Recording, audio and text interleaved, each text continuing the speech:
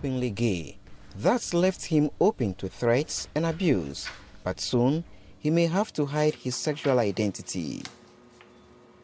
Ghanaian lawmakers are working on a law that would toughen the existing penalties on LGBTQ plus people. For Alex Donko, it could mean a 5-year jail term. LGBTQ persons continuously are being discriminated against in this country. And the fact that we have said this times and over again, we are not being heard. Rather than putting in place laws that protect us as a community, they are rather coming with more draconian laws to further give legitimacy to the abuses that we go through as a community. Queer rights activists like Nanaya Japan are also targeted in the bill. They risk going to prison for between 5 and 10 years should the bill be passed into law. 21 activists were arrested in June this year for holding a paralegal workshop. Japan now fears for her activism work. So that means that me sitting here to speak with you would potentially land me in jail. My freedoms will be curtailed, I might lose my job, and people have already lost their jobs if we see with the whole 21 who have been targeted. Ghana's laws already criminalize gay sex. The proposals would further curtail gay rights. Many MPs support the bill. They say they want to promote what they call proper human sexual rights and Ghanaian family values. In our constitution, sexual preference is not a human right. It's not a fundamental right. Okay, it's a preference. And so you don't have a right that accrues to you in the first place. And even if there was a right, our constitution says that rights can be curtailed so long as they pose an existential threat to the public safety, public health, and public morals. This act of homosexuality poses a public health challenge and a public morals challenge. Ghana is a deeply religious society, and the bill also has strong support among citizens. So how can a man marry a man? What's the essence of that? And I think if anybody who fall into that kind of behavior should be dealt with. There should be law governing these particular issues. Gays and lesbians against morality, our Christian values speak against it because the Bible promotes male and female, but we can't turn it around, so I really see it as a wrong practice. I think we have more important things to talk about and not what goes on in somebody's bedroom. Alex Donko has set up a Kill the Beat campaign to mobilize support against the passage of the bill. But he fears for the future of the LGBTQ plus community in Ghana as attitudes and the law keep hardening. Joining me now from Accra is Ras Mubarak, a former member of parliament and a supporter of an anti-LGBTQ bill in Ghana. Welcome to the program, sir.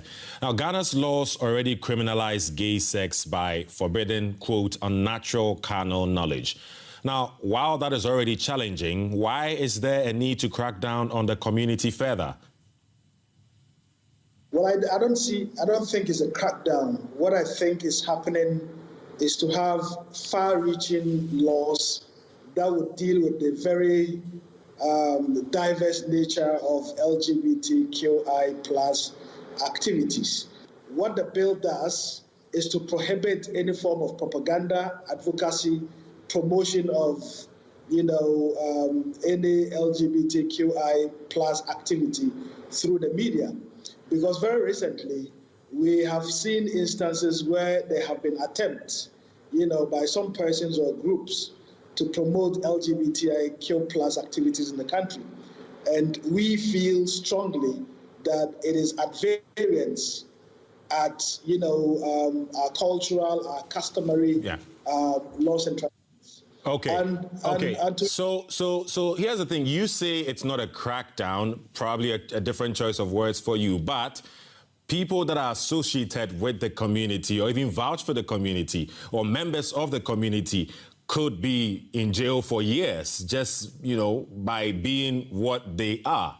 Isn't that a crackdown? Isn't that some level of violation against one's human rights for being who they are? I absolutely do not think so. If you come to Germany, for instance, which is one of the most liberal countries in the world, polygamy is illegal in Germany. Not only is it illegal, you could end up with a fine and a jail term of up to 3 years. One would think and expect that a country as liberal as Germany or any other country in Western Europe in promoting human rights would also have, people practice whatever they want to practice. But the reality is that every country is entitled to enact legislation or laws that promotes moral values of that particular country. So I see what you're trying to compare being a member of the LGBTQ community to polyamory or polygamy, as you were trying to say. But isn't it two different things, though? One is a choice, it's a life choice, more or less, and the other is just how people are born. It doesn't make them any less Ghanaian for being born how they are, does it? Well, LGBTIQ plus activities are a choice. There are instances where people have gone to. But why do you think it's a choice, though? There's no evidence to suggest that people would just choose to be gay or lesbian. Why do you think it's a choice? There isn't any evidence that points to the fact that people are born LGBT. There is, on the contrary, enough evidence, scientific evidence that people are just born as they are born.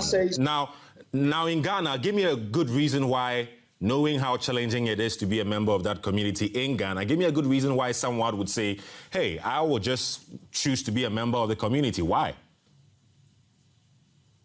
Well, it's a choice, but, choices come with price. And I think there's a certain fixation by the West, to focus on these kinds of issues instead of looking at issues of good governance, instead of looking at issues of corruption, instead of looking at issues that advances the well-being of the people. So on that particular point, you say you feel like there's more other issues that the West should focus on. Isn't that the same to be said about Ghana? Given all the challenges Ghana is facing, a COVID pandemic, high youth unemployment, there's been Fix the Country protests going on. Why is this the most pressing issue to focus on right now? So it is not the most pressing issue to focus on right now. There are a raft of legislation, as I know, before the Parliament of the Republic of Ghana. But this is something, of course, that affects, Ghanaian culture. This is something that we feel is very alien to our culture. Okay, so I mean, I think that discussion can really go on and on and on regarding what is Ghanaian culture and what is not, because gays and lesbians are Ghanaians too. They are Americans, they're Germans, they are Nigerians, they are people, they are citizens of different countries. But we would really digress and go too deep, and we don't have too much time for it. Just wrapping it up, are you not concerned that this bill is damaging Ghana's reputation internationally and that some countries will not want to do business with you anymore? Well, that would be, if countries did not want to do business with Ghana, that would be disrespectful, because Ghanaians do not dictate to Germany, France, or any other country in Western Europe which laws they should have in their books and which laws they should not.